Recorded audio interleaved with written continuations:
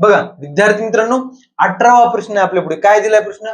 एक संपूर्ण कोन dash dash याच्या समान असतो. म्हणजे थोडक्यात काय, संपूर्ण कोणाचं माप कुणाच्या बरोबर असतं असं आपल्याला विचारलं होतं. बघा संपूर्ण कोन कम्प्लीट अँगल याचं माप किती असतं? 360 डिग्री. बघा तुम्हाला समजण्यासाठी काढतो. समजा हे जे वर्तुळ असतं, वर्तुळाचं माप किती असतं? 360 डिग्री. कसं असतं ते समजून सांगतो मी.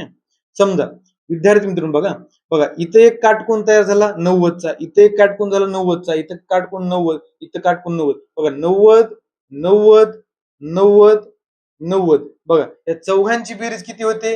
360. आणि संपूर्ण कोणाचं माप किती असतं?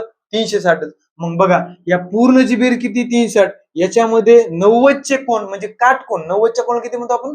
काटकोन म्हणतो. किती काटकोन आहेत? 4 काटकोन आहेत. विद्यार्थी मित्रांनो, संपूर्ण कोण 4 काटकोन याच्या समान असतो. किंवा बघा 90 गुणिले 4 किती येतो? 360. म्हणजे 4 काटकोन. म्हणजे पर्याय क्रमांक आपला येणार 4.